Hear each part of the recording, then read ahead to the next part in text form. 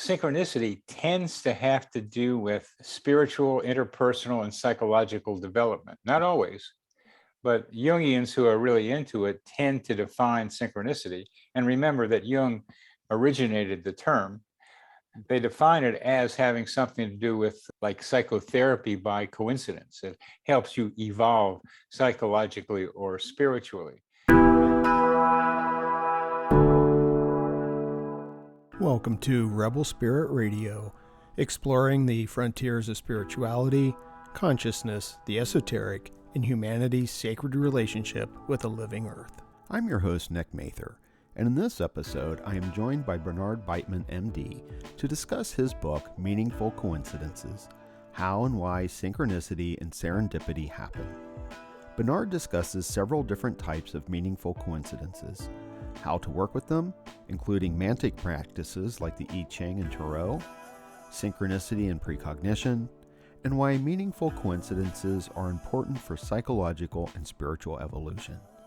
Also, please be sure to subscribe to the channel and hit that like button and notification bell. Your support is truly appreciated. Bernard Beitman, M.D., is the first psychiatrist since Carl Jung to systematize the study of coincidences. A graduate of Yale Medical School, he did his psychiatric residency at Stanford University. The former chair of psychiatry of the University of Missouri-Columbia Medical School for 17 years, he writes a blog for Psychology Today on coincidence and is the co-author of the award-winning book, Learning Psychotherapy. Bernard is also founder of the Coincidence Project. Meaningful Coincidences, How and Why Synchronicity and Serendipity Happen is his latest book. Bernard, welcome to Rebel Spirit Radio. I'm glad to be a rebel with you. Yeah, right on. I'm always looking for more rebels. I think we need them right now. So I kind of want to just sort of jump right into this. When I hear the phrase meaningful coincidence, I immediately think synchronicity.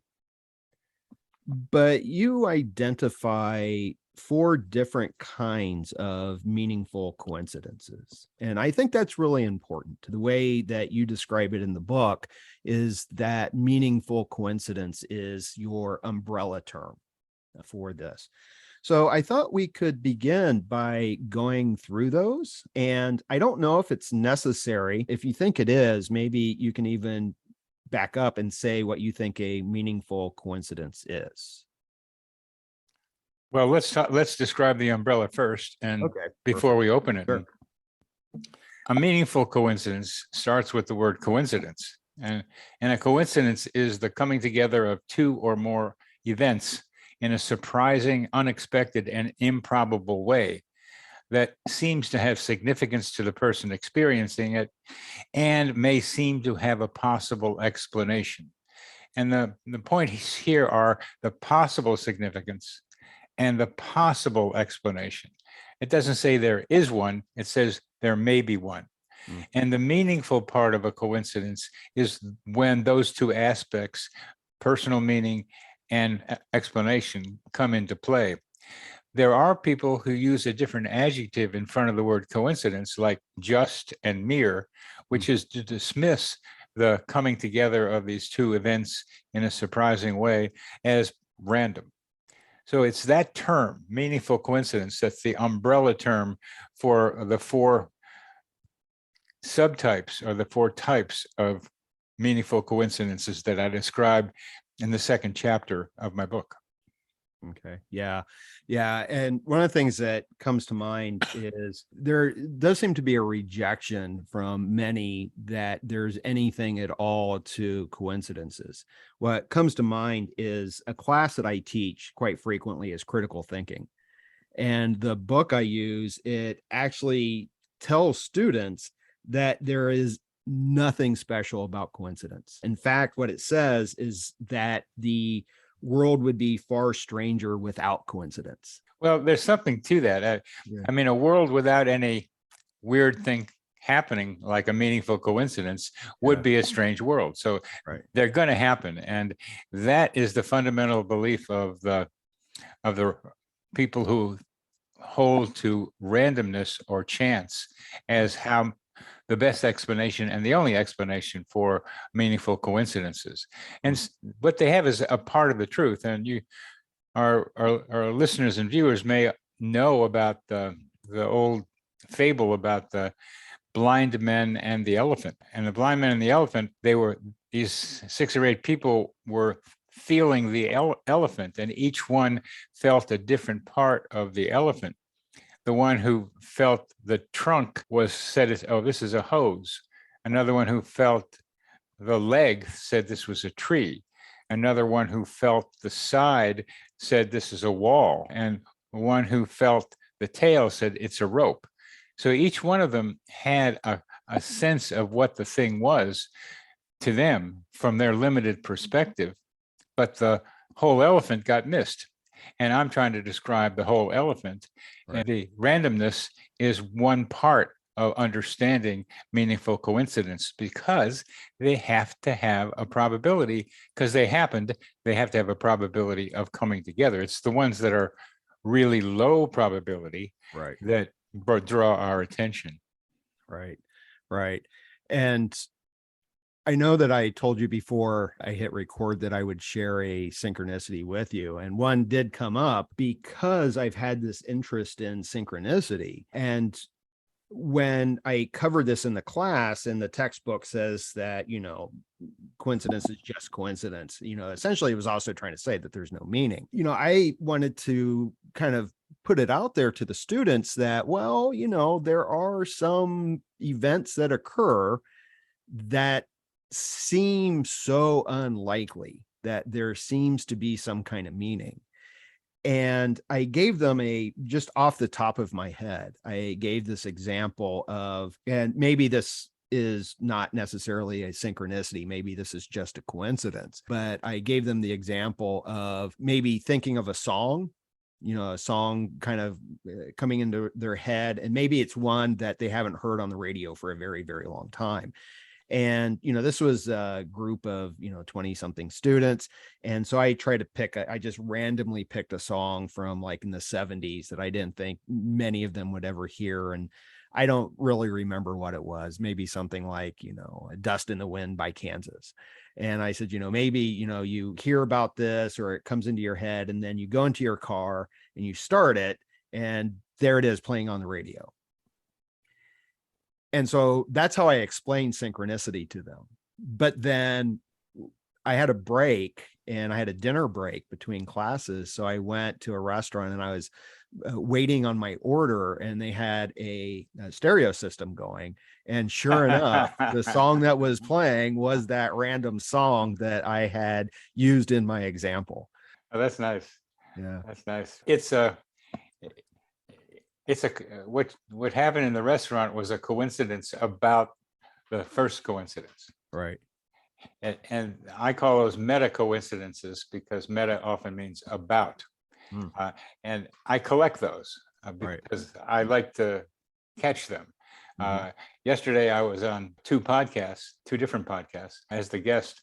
And in each podcast, somebody, it was the guest or the host, said, I have a coincidence in which I'm writing something or typing something, and a TV set's on, and I write a certain word and I hear it on the TV set. Well, I heard the same story later this morning, 12 hours later.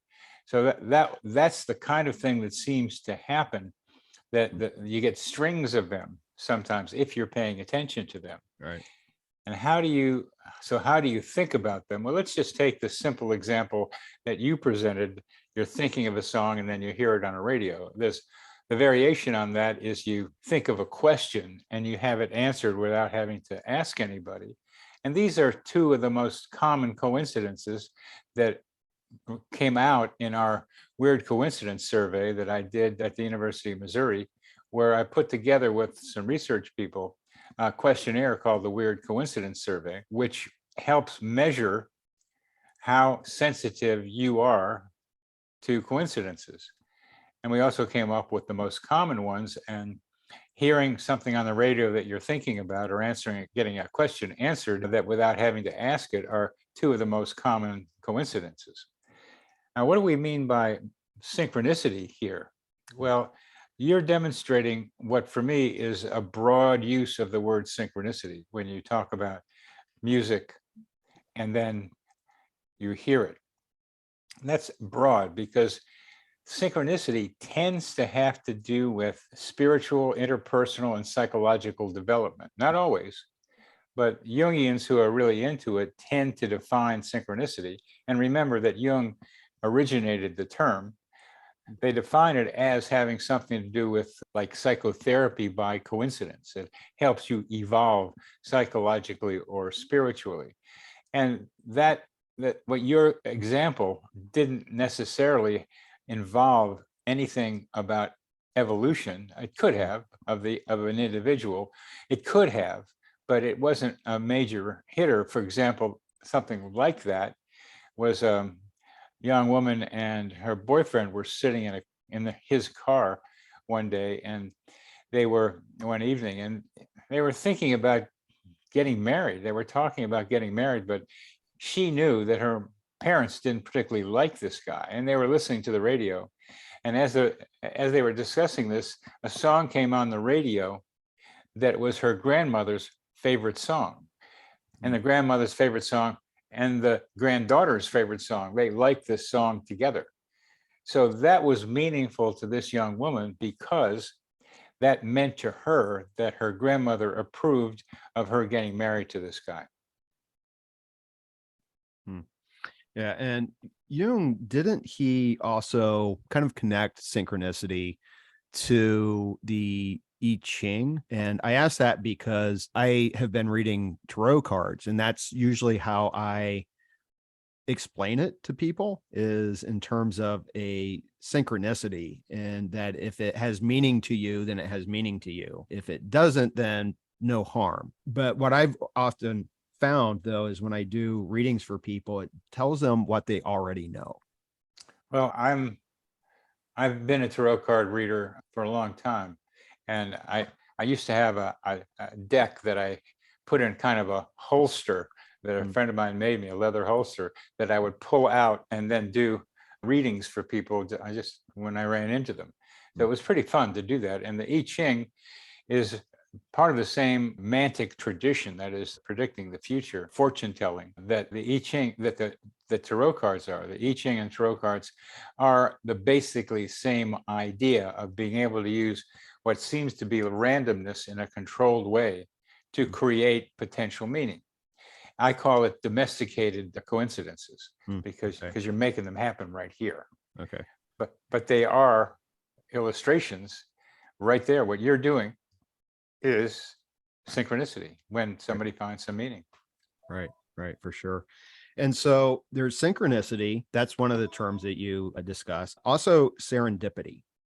And so how exactly are synchronicity and serendipity different from each other? Well, they both are meaningful coincidences, but they're usually around different things. As I mentioned, synchronicity tends to be more psychological and spiritual, and interpersonal, tends to be. But people have stretched the use of it to include what I would call serendipity sometimes. Well, serendipity is, simply said, a happy accidents. You find something accidentally that's quite useful to you. For example, one of the more popular of coincidences in the Weird Coincidence Survey, and by the way, you can take this survey on my website, which is called coincider.com, and the spelling is COINCIDER. And a coincider is someone who experiences coincidences. I didn't want to use the word experiencer because that's used for a lot of different experiences. So a coincider is someone who's experiencing a coincidence. So if you go to coincider.com, you'll find the Weird Coincidence Survey, and you can take it and rate yourself about how sensitive you are to coincidences. And one of the coincidences that's most popular in that group is I advance in my work, career, and education by being in the right place at the right time. So somehow you get to where you need to be and things work out.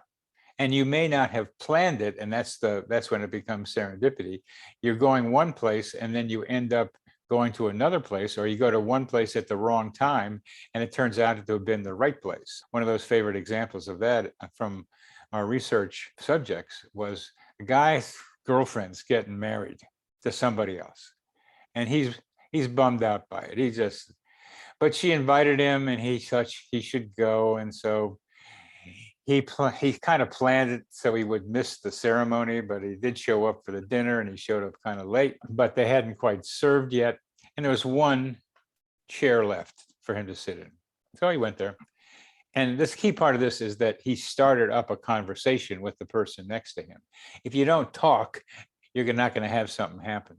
So he started talking to the guy next to him, and he said, I just finished graduate school and I don't have a job. I couldn't find one. And he told this guy what he does, and the guy he was talking to needed just what he could do. He was another academic who needed the kind of abilities that this guy who sat in the last remaining seat needed. He advanced in his career by being in the right place at the right time, quite accidentally. So do people, you've collected a lot of responses. Is it the case that the more people pay attention to coincidences or synchronicities, that the more they see them? Yes. Yeah.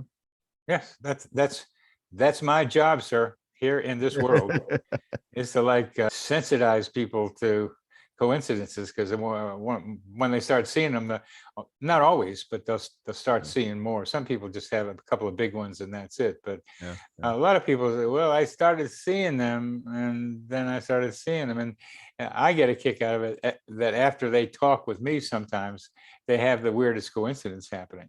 Yeah. And I explain that in a very scientific way, is that I spread the fairy dust of meaningful coincidences around. Yeah. Well, I do hope that has an effect, because I've been very interested in synchronicities and coincidence, and I try to pay attention for them, but it seems as if there is a lack of them sometimes in my life. Yeah. I'm always on the lookout, but I don't see them all the time. Yeah. That's because they don't show up all the time. And the idea that they're there in some kind of constant stream is not the way reality works. Right. And one of the ideas that I go for, or the intent I have, as we were discussing maybe before we started turning on the show, is that coincidences help us understand reality better. You referred to it as a cosmology. Right. I refer to it as a tool to understand the hidden natures of reality, the things that we haven't yet understood.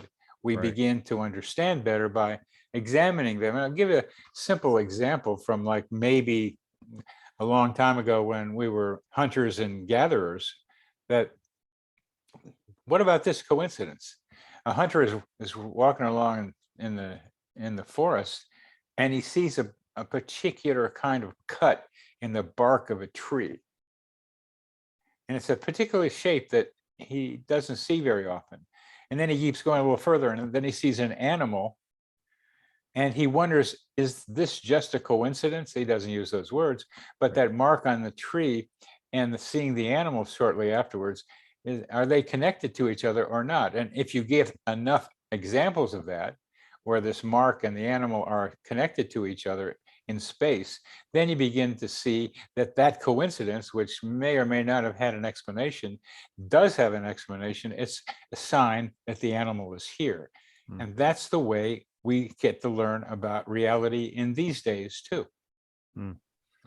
Yeah, there's big questions about all of this, and I want to get to, I think that there are a few other steps that we need to take before I bring in some of the ideas in regards to this cosmology or this mystery, because I know that Jung said that synchronicity is acausal, so there's no causal factor to it. But he also argued for, and I'll probably slaughter the pronunciation of this, I think it was the unus mundus. No, that's right. One mind, or a global mind. And I would like to talk about that, but maybe before we do that, there is one other kind of meaningful coincidence within this umbrella. And it's a term that you coined. And this is, again, correct me if I mispronounce this, Simopathity. You got it. Okay. So what exactly is that? Well, simo means same time. Pathity means feeling. Okay. So it refers to two people having the same or similar feeling or body state while they're separated from each other. It's not empathy. Empathy takes place when you're close to somebody. This is a kind of physical empathy at a distance. Somehow they're connected, and we didn't have an explanation for it. And there's really nice examples of it. One time Jung was on a trip giving a talk someplace, and he's going to sleep in a hotel room, and he felt a really hard pain in the back of his head around 2 a.m. or so. It was really hurt. Woke him up. He thought somebody was in the room, but there wasn't anybody. And the next day he found out that one of his patients had put a bullet in his own head, and the bullet had lodged in the back of his skull, approximately where Jung was feeling the pain. That was simopathity. So I had something like that happen with my father and me.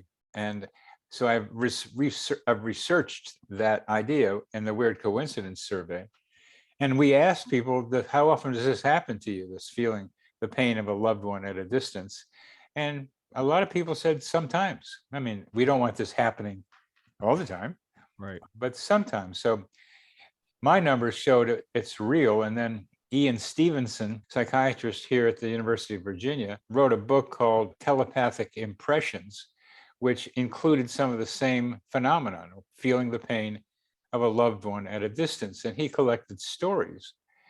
And the data is pretty interesting. And just very simply to say is, who are the people involved in reporting this simopathity? 1/3 involved a parent and a child, 1/3. About 30% involved friends and acquaintances. So it's not necessarily blood related. Some husband and wife, and some siblings. The sibling ones that are really most prominent are between identical twins. There's a great story of two twins where one is at a playground a couple of miles down the road and the other one's at home. And the one at the playground gets a black eye. And at the same time that the one at the playground got a black eye, the one at home got a black eye. And this is the photographs of this taken in a TV description of what happened. So it's been pretty well identified. So these are examples of simopathity. It's funny when you think about, if you want to think about it, the original word for what I'm calling simopathity was telepathy. Right. Tele at a distance, pathy, feeling, but telepathy has gotten much more with thoughts and images and much less about the body. Right. Yeah. I experienced something like this once. Really? Tell me. Yeah. It was probably about 15 years ago. This is before Facebook. There had been this site called classmates.com. And I had a little bit too much wine one evening, and I thought, I'll get on classmates.com. And I connected with a friend that I used to work with in high school, and she connected me to another friend who I at one point had been very, very close to. And so this middle person said, is it okay if I give this friend, Maureen is her name, your email? And I'm like, yeah, sure, go for it. And so she did, and I received an email from Maureen, who I'd not spoken to in probably 20 some years at that point, maybe even longer, maybe close to 30 years. And I sent, an email back, and I went out for a walk, and I was out walking, and all of a sudden I felt as if and I knew it was her. It felt like she just ran into me and grabbed me and held me in this hug. And, I noted the time, and it was about the same time that she read the email that I had responded with. She was actually afraid that I was angry with her or something, and was quite relieved that, there was no animosity or anything like that. But, we had a really deep connection when we were teenagers. And I think that would count as an example of this Simopathity, because I did feel it. I mean, it was a physical sensation of being embraced. Yeah, I've never heard that one. And yes, it does fall underneath Simopathity. And it's a much nicer version than a lot of them are, like Black Eyes Ain't So Much Fun. That's a very nice one, that you could feel her embracing you. That's lovely. That's really lovely.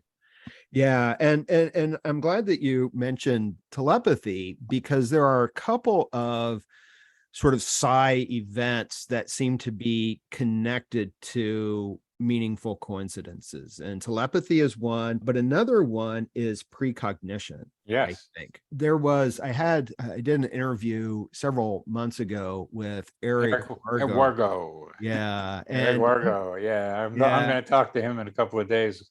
Yeah.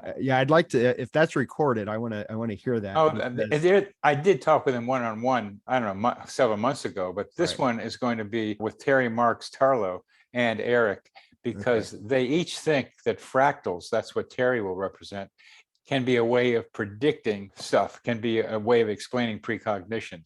And they both think that, and I want to be able to hear how they do that.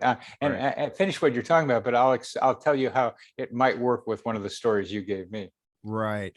Well, I think that there are some instances of, like, especially with dreams. I know that Eric was writing about precognitive dreams. Yeah. And I can see how a precognitive dream can be a kind of precognition, right? I mean, they're right there in the name. Yeah. But, but even if you have a synchronicity based on that dream, I don't know that synchronicity is necessarily should be explained away as just a precognition. And it seems to me, and I hope I'm not doing an injustice to Eric, but it seems like he kind of wants to get rid of synchronicity and just say that all synchronicities seem to be a form of precognition. That's Eric. Yeah. And how do you respond to that? Well, I came up with examples. I can't remember now where that's not likely to be the case, but I can't dig it out right now. But anybody who walks into this field, and it's going to include me, this meaningful coincidence things, and says this is the right explanation for all of them, is wrong. Right.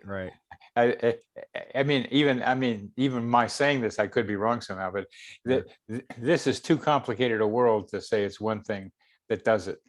Yeah. But he's got an important point, though. Sure.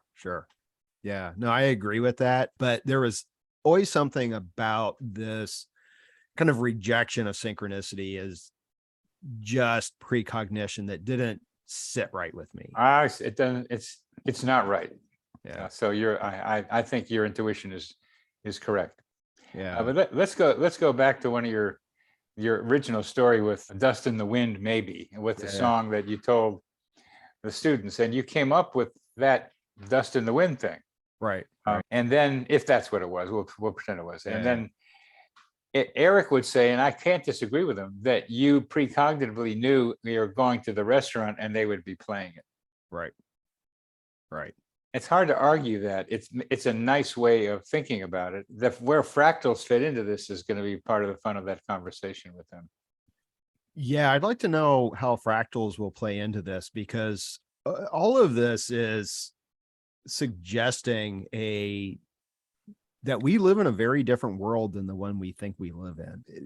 That there is different ways of experiencing time, that time may not be exactly linear. And with these synchronicities of, like being in the right place at the right time, other very meaningful coincidences, there seems to be something else at play. There is this mystery that's involved. Yes. Yeah. So as we inch towards trying to get to explanations of coincidences, you're bringing us along very nicely about that. On the one side, there is the law of truly large numbers, which I was referring to earlier, that in large population, any weird thing is going to happen. And that's everything's random and everything's chance part of the thing. On the other end is mystery, because there's a lot we don't know. And some people want to say the mystery is God. Right. Others call it universe. Other people call it consciousness. Well, people have very much different meanings for and words for this kind of oneness that we have a sense of. And unus mundus, one world, is Jung's idea of the same thing, that everything is like part of one something or other. Right. And I think you can't argue with that, because we're too puny in our minds to really say what the one is, because we have to get past the one to see it, which is really hard to do. So it's easy to say we're immersed in this pond and that's it. And I know it's true and blah, blah, blah. Well, I'm trying to say there's lots of steps in between to try to figure out how this thing works. Right. And the coincidences are more here and now things that help us understand how this works, how the oneness works, how the connections work, how what I call the psychosphere works, that we are immersed in a mental atmosphere, much like the atmosphere that we breathe. We breathe in oxygen and breathe out carbon dioxide. We also take in energy information, and we send out energy information into the psychosphere, where there's a lot of activity going on. Yeah, when you wrote about the psychosphere, it brought to mind Teilhard de Chardin's idea of the noosphere. Yeah. I mentioned him as one of the precursors of this idea. Right. Well, and something that also comes to mind with all of this is I'm very interested in this question of consciousness, because it's something that science can't actually account for very well. And it seems to be challenging this reductive, materialistic view of the universe. Yes. And more people are starting to come out and suggest that, well, yeah, we're getting it all wrong, and that consciousness is fundamental.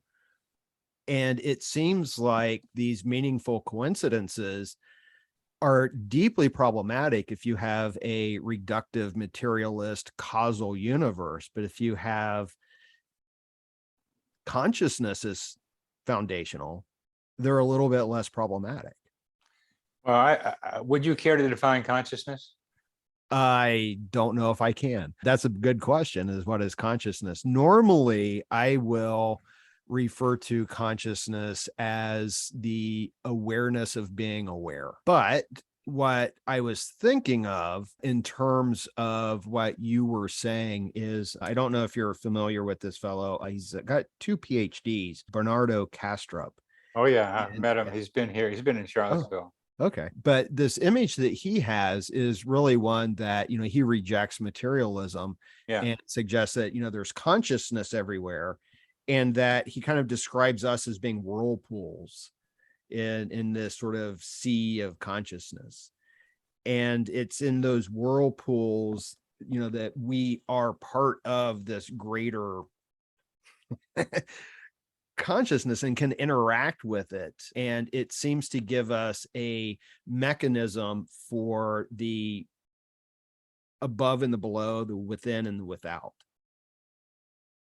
where materialism doesn't. And I guess maybe I'm not saying this as well as I could, but it seems to me that the study of synchronicities can lead us to, or help us along the path to, a new understanding of who we are and what we are and what the universe is. That's why I'm doing it. Yeah. And when you think of that question, how does synchronicity help you understand beyond materialism? Yeah. It seems like there's something else that just simply cannot be explained through matter, through standard cause and effect. Yeah. Well, let's take a kind of standard meaningful coincidences, which, again, thinking of a song and hearing it on the radio, or as you did, or hearing it at the restaurant, right there, that experience tends to dissolve the barrier between your skull and the external world. Right.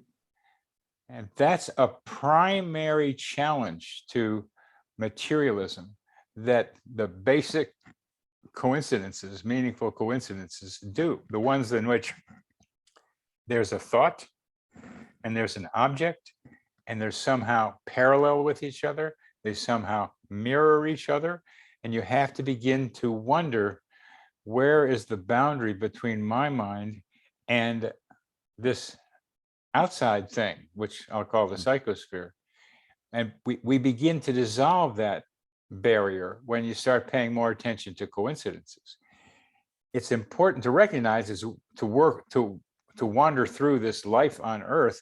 It's very helpful to think of us as an individual entity walking around. It's very helpful. Right. You need that. And time being linear, yeah, we wouldn't be talking at the same time if we didn't have linear time. So there's an adaptational capacity of thinking in 3D, but now we're getting to have to think beyond it. And meaningful coincidences, especially mind object ones, or mind ones, where telepathy kinds of things, or clairvoyance, they begin to suggest that time and space are not what we tend to think they are. But even before we get to precognition, when you were in that restaurant and you had that song in your mind, and then you hear it outside of you, you can only wonder, how is my mind connected to this music that I had nothing to do with making happen? And yet there it was, my mind correlated with the music that I had just made a big point out of. When you start thinking about that, which is what I'm asking people to do, you are no longer an island. You are part of something bigger. When you say consciousness, and other people like Bernardo say consciousness, it's too big for me. I can't get it. It's too much like the universe. It's ever expanding and hard to really pin down. So that's why I go with the psychosphere, our Earth's atmosphere. And I like to give you an example of like a kind of simultaneity that can't be explained by regular science. And on March 12th, 1951, the world was introduced, particularly England and the United States, to two Dennis the Menaces on the same day. The Dennis the Menace in England was kind of a bad boy with a dog, and the Dennis the Menace in the United States was a blonde. That Dennis in England was a dark-haired guy with a dog, and he stumbled into problems. He made them apparently by accident, but they were both popular boys who hit the zeitgeist of the time and were introduced on the same day. How does that happen? Well, it means there's a connection through the psychosphere. People are thinking about the same things, maybe in different ways, but the same thing. And this happened a lot. In 1922 or so, a paper was published listing all these simultaneous independent discoveries. These are evidence that we all live in a mental atmosphere in which we are exchanging energy and information. And the coincidences of mind and object illustrate that to us individually. Right. And that makes me think of Rupert Sheldrake and his idea of morphic fields. Yep. How so? That it seems as if the answers are kind of out there in a sense that, I'm thinking, you gave some really good examples there. And I think in the book you listed in that newspaper article that listed these things, I think that the theories of evolution Yes, that yes. were produced at the same time. I think calculus Yes. was also, and it seems like it's something that is there in what you're calling the psychosphere, and that individuals are able to kind of pluck it out. Yeah. But it seems like there's something that has led us to that. Yeah. And so that's where I would put Sheldrake's morphic fields, that, we have led ourselves to this, and then it becomes sort of ripe, and then people are able to sort of pluck the fruits, as it Yeah. were. Yeah. I agree with that. Yeah. Yeah. So I wanted to ask you something, a couple other questions. I know we're starting to run out of time, but how can people work with meaningful coincidences? Very important question, because the two meanings of meaningful coincidences, and by the way, you can get my book on Amazon and Barnes and Noble, both online and in their stores, as well as Inner Traditions, who published the book. How do we work with that? How do we work with meaningful coincidences? Well, they work us sometimes. That's got to be true. We're part of them, and they are part of us a lot of times. If you don't pay attention to them, they're not going to be there. You're not going to be able to use them. But the two major meanings of meaningful coincidences are explanation and use, and you're talking about use. So how are they useful? They're useful in most aspects of life. They are useful in interpersonal relationships. They're useful in psychological development. They're useful in work, finding work, doing work. And I have examples of those in Meaningful Coincidence, also in my previous book, Connecting with Coincidence. They're helpful in medical problems, physical problems, get you to the right place at the right time. They are helpful in spiritual development, and there are plenty of examples of that. So they help in all parts of life. I think what is important for our listeners and viewers to notice is that they are likely to increase in times of stress. Like I was stressed on Monday because I was having a book launch party, and I had 2 patients that I was seeing before the party. So I called up a third patient who I only see once a month, who is very stable. And so while I'm trying to get myself arranged to go to the launch party, this patient who had been stable turns out to be psychotic today. Wow. So this is not uncommon for me, and I think other people, that when you're going through a stressful life experience, there is something that's going to happen that's going to balance it out and make you think a little differently about what you're doing. So that there's a yin and yang of kind of the excitement of a launch and the difficulty in dealing with a suddenly psychotic patient. Right. This was a stressful time. So when they're under stress, and one of the biggest stressors is the loss of a spouse, but even a vacation is a stressful event. It's much smaller, 15 out of 100, while the death of a spouse is 100 on the scale, on the stress scale. Under conditions of stress, people are more likely to experience coincidences. They're very common around death. Sometimes flowers bloom in the winter when somebody dies, and that flower is the deceased loved one's favorite flower. Strange things like that happen when there's also high emotion and need. So stress, high emotion, and need are things that will increase the likelihood of coincidences happening. So be alert for them when you're in situations like that. Right. Would something like a kind of physical manifestation, would that count as a kind of synchronicity? I was thinking in the sense of, I think Jung had instances where he had moments of stress, and I think there was like a knocking or something, table, I think, fell apart or something like that. He and Freud were having an argument. Yeah. So that would have been a high stress moment. Would that count as synchronicity as well? Yeah. Okay. All Yeah, right. it's synchronicity because what was going on between them was kind of violent, Right. emotionally violent, and this knocking was a violent episode. So there are two versions of violence taking place around the same time, and they're paired. So as a paired thing around the same time, that's a coincidence. That's a meaningful coincidence. That's synchronicity. Right. Okay. What about instances where you can't make out what the meaning is, that you know it's meaningful, but you don't know what the message is? Sometimes it takes years.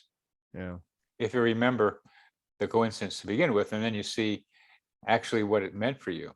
And along those lines, sometimes a coincidence seems really great at the beginning, and then it turns out to be kind of lousy years later or months later.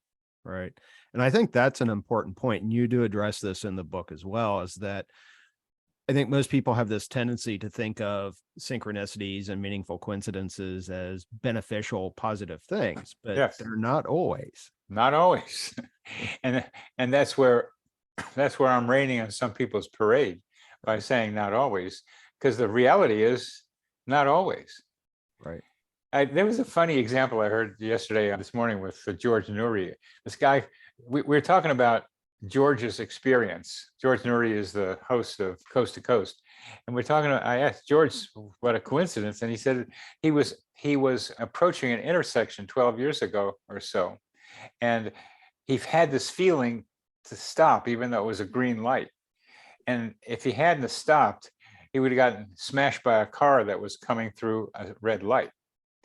Well, I have at least two other stories that are like that, where a brother calls his sister who's about to go through a green light at an intersection, and she stops and answers the phone. She hadn't heard from him for months. And when I picked it up because she stopped, she wasn't hit by the truck that barreled through the intersection. And there was a third one of a woman hearing a voice in her car. She heard the voice in her car to take the left lane and not the right lane. If she'd taken the right lane, she too would have been smashed. So we were talking about not doing something that created a good coincidence. They saved their lives, those three instances. But then somebody came up with a call-in person came in with he says, I was like figuring out the numbers to run for the lottery. For $10, I could have gotten $50,000. And he picked the numbers off of something, I don't remember what, that was close to him. And he was about to put the $10 down to get the ticket for the lottery, and something stopped him from doing it. Had he put the money down, he would have won the lottery. So there's the same thing where you didn't do something that didn't work out very well. That's not a happy coincidence right there. Right. Yeah, I tried once to determine lottery numbers by using the I-Ching, and it didn't work. Yeah. I'm sure I'm not the first person to have tried that, though. Yeah, and it's probably your guilt about doing it that may have gotten in the way of that. Oh, I didn't feel guilty. I could use the money.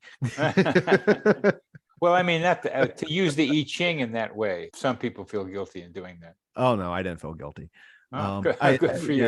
Yeah. I don't have, and maybe one of the issues is I don't really have a strong connection to the I-Ching. And I don't know why. There's just something about it. It doesn't connect. It does not. Well, I did a podcast on tarot cards, and it's from my viewers, it was very, very popular. Still is getting people coming. A Jungian who does tarot cards, and then somebody I know very well did an interview with me on the I-Ching, and it's never been as popular in the United States. The I-Ching just doesn't hit the way. What tarot card decks do you use? I've got a collection of them. My favorite is called Tabula Mundi, which is a Thoth-based deck, and I use Thoth, and I have a couple of Rider-Waite-Smith kind of clones, but the Tabula Mundi is my favorite. Why? It seems to work really well for me, and I like the correspondences in it. They borrow the correspondences from the Thoth and the Golden Dawn tradition, and so I find that it's a little bit more helpful in terms of reading. There's another deck that I really like. It's called the Brady Tarot, which is by a Denver artist, and that implements imagery and animals. It's an animal deck from North and South America. And I've taken that one with me into the desert a few times, and it seems to be fairly predictive for me. In ways that other decks don't. The other decks just tell me what I already know. You know, my example was I've been struggling with something for a while, and I simply asked this question of the Brady Tarot deck, you know, should I stay or should I go? And the card I pulled was the Chariot. I was like, you can't get more clear than that. So yeah, what may I ask what tarot decks you like, since you read tarot? The Book of Thoth. Okay, yeah. Yeah, most readers, serious ones, like Thoth. Yeah. I ran across it many years ago when it was all I could get was a Xerox copy of it, so I had to cut the cards out of the sheets in order to make a deck, and there was no book about it. Crowley's book had not yet been published, so I had to look at each card and try to figure out what they meant, which was a wonderful way of doing it. Yeah. I really like that. And if you've never seen Tabula Mundi, you might want to check that out. It is Thoth based, and the artwork is phenomenal. You can't purchase it at a bookstore or any other kind of shop. You have to order it online. Tabula Mundi. Yeah, Tabula Mundi. It's by the artist Mel Moline. So I have one final question for you, and this is from your webpage, and the listing under the Coincidence Project. And this is the mission statement. Part of the mission statement is that this Coincidence Project is to enhance interpersonal and ecological compassion through connections discovered in worldwide coincidence storytelling and the understanding to be found in them. And I wanted to ask, how do meaningful coincidences enhance ecological compassion? Compassion relies on our ability to feel something for something else. So that requires recognizing that, for me, trees are sentient beings with energy fields and a sense of self that is communicable with me. I have conversations with trees. I've done that for like many years now. Part of it is that I've grown avocado trees, had them in my house for like 50 years now. I've had an avocado tree. Now I've got 4 of them, which is the most I've ever had. And we're buddies. They were in my office. I went doing therapy in my office. I'm doing it at home now. And they hung around with me. And I know those trees, and those trees know me. And that helped me connect with trees in the forest near here, where I've had verbal interchanges with them. So they become real entities. And each time I go to the trees, I get to see what they're experiencing. And sometimes they want to give me energy and help. Sometimes I've gone to the woods so often, and they told me not to come back for 6 weeks because I was draining too much energy out of them. They had to help some other people. And they kicked me out twice for similar reasons, but they haven't done that for a while. And lately I've been going there and being able to do what they like. They like me to sing to them. They can't make the sounds that our voices can make. So I sing to them, and they give me what energy they've got. So it becomes a kind of like a dance. And there's 3 of them, a king, queen, and their child, that I form a rhombus with when I stand. They're there and I stand here, and we have a little rhombus, a 4-sided thing, and we have a thing, and I sing the songs. I see what song they want me to sing, the best I can figure, and then I sing the song for them. And it's a wonderful interchange, and they are helpful to me in mental and physical ways that let me know that they are there. And that's beginning to know something about who they are. I am empathic with them. They are empathic with me. That's an important part of this. It's a mutual thing. Yeah, I have. I've mentioned this many times on the podcast, but about 10 years ago, I started hiking a trail, and I've made it a point. I hike the same trail every week, and I go on Fridays, and I call it my Friday office. Where is that? It's in a canyon. It's the Gabrielino Trail. There's a canyon here in, actually it would be Altadena. It's right next to, it's adjacent to NASA's Jet Propulsion Lab. And there's a trail, and you can go longer on the trail than what I go. But I really wanted to develop a sense of place, and I wanted to develop a connection to a specific place. And it's been really interesting to do this over this 10-year period of time. And I've also developed a relationship to one specific tree on the trail that I always have to stop and talk to. When I went on vacation earlier this summer, I was going to be gone for a few weeks. I had to stop and I let the tree know I was going to be gone and that I loved it. But, but I also noticed that I look for signs. I look for signs when I'm on the trail, or I'll see something and I'll say, is this something? Is there a message here for me? So for example, when I was hiking last week, I think it was a heron. And it's the first time I've seen a heron on that trail. And because it was so unusual, I was like, is there a message? And this, for me, I would think about this in terms of a synchronicity of being at that spot and seeing that bird that I have never seen on that trail before. And so when I got home, I had to look up the symbolism of herons to see if there was anything there for me. Was there? I think so. The symbolism I found, the short answer was balance, that they symbolize balance. And I think that is something that I have had to work on recently, is trying to achieve balance. And I know that a few summers ago, I kept running into rattlesnakes, and usually you only see like maybe one or two a year, but I was seeing rattlesnakes every week. And that led to a transformation for me. It led to a transformation of my relationship with snake, and learned that even things that we consider negative and dangerous have their place and deserve our respect. Yep. So, all right. Well, I know that we are out of time, so I don't want to keep you any longer. I have very much enjoyed the conversation, so I thank you for your time. The book is, you've already said the book is out and it's available at all the major booksellers. I'll put links for it in the show notes and video description. And you have the website, which you already gave, the coincider.com. Do you have anything else that's coming up that you would like to share with the audience? This is coming up. This has been my life's work to get this book done. I didn't know it a long time ago, but it is. And I hope not only that you learn from it, but you enjoy it and expand your mind about the nature of reality.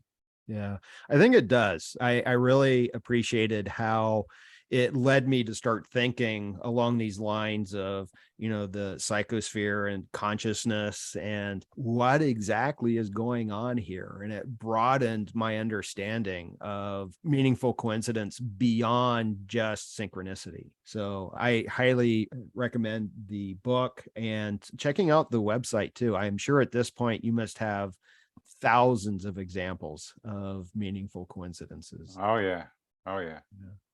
Yeah. And you talk about some of the patterns that you've discovered in the book as well.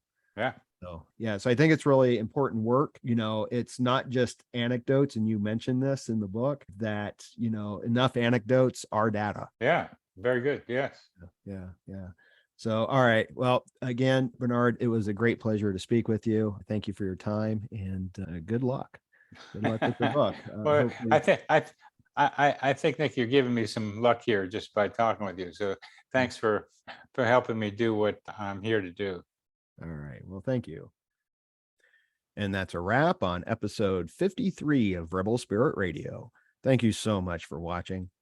If you enjoyed this interview, please give this video a thumbs up and subscribe to the channel. Make sure you hit that notification bell so you will be informed when I upload new content. Also, please feel free to make a comment below. I'd love to know what kind of meaningful coincidences you've experienced. Also, if you think a friend, family member, or coworker might like this podcast, please share it with them. Right now, that's the best way to help me grow this channel. My goal is to reach 1,000 subscribers by the end of September. I know that's a very tall order, but I think I might be able to do it. with your help.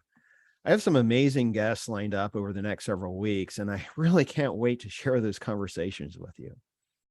I have a PayPal link set up if you would like to make a one-time donation. And yes, you can still be the first person to do so. If you do, I'll give you a shout out and you will have my undying gratitude. I'm also going to be launching a Patreon within the next few months, so keep tuned for information on that. I have a lot of plans for Rebel Spirit beyond the Rebel Spirit Radio podcast. I do want to create more video content for the YouTube channel, and I am working on that. And I'm planning on some live stream episodes. The first will be with returning guest, Dr. Sharon Kogan, where she will offer a Jungian analysis interpretation of dreams for participants. We're still working on scheduling, but this will probably take place in the end of October. So be sure to follow Rebel Spirit Radio on Facebook and or sign up for the newsletter at rebelspiritradio.com. That way you'll be informed of all future live events and the launch of the Patreon. Implementing all of this is going to take a lot of time, work, and resources, so anything you can do to help will be greatly appreciated. I'm Nick Mather, and you've been watching Rebel Spirit Radio. Until next time, may you be in peace, may you flourish in all possible ways, and may you continue to nurture your rebel spirit.